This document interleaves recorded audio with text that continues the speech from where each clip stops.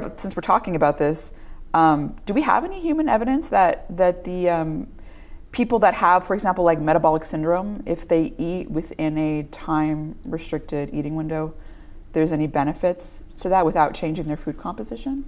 Well, historically, most of these research studies haven't looked at timing per se, but there was a very nice comprehensive review published by American Heart Association, who went back to many studies where timing, or at least how many times people ate during the day, was recorded.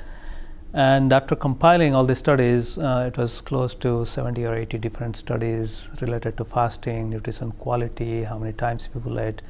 They found that yes, limiting food to a certain number of hours during the day or maintaining overnight fasting was beneficial for cardiovascular health. So that's a very well done meta review of existing literature.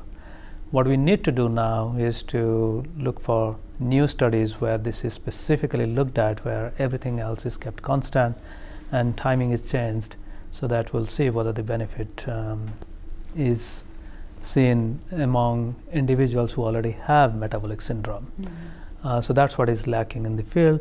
And as you know, this is a very new area of research, and NIH funding cycle is 5 years. So any of these studies will take at least 5 to 7 years before we see any result in peer-reviewed journals.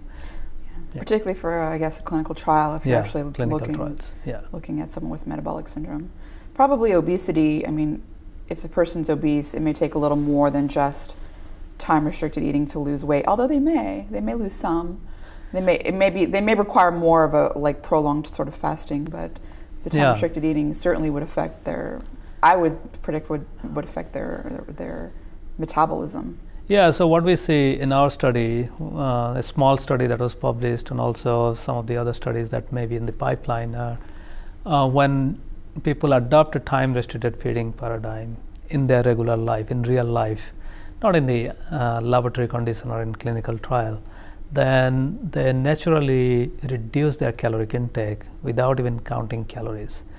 So for example, when they stop, suppose they target to stop around 6, 7 or 8 o'clock in the evening, then the late night snacks and then the late night glass of wine or beer that used to be their usual habit, they stop that. So in that way they are doing two things. One is reducing calories and also improving nutrition quality, because that extra energy dense diet is not getting into their system. Okay. So in that way I'm hopeful that we'll see some weight loss and then some improvement in real health, blood biomarkers. And in rodent studies, what we have seen, when we take already fat mice who have been eating really unhealthy diet for long period in their life and then put them on time-restricted feeding paradigm, they don't become like lean mice in terms of body weight. They become overweight, not normal.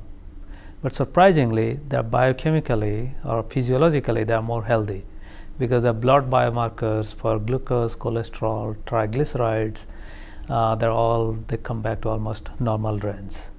So we have to make that distinction that some people may not lose a huge amount of weight, but they might actually see benefits in their metabolism and physiology.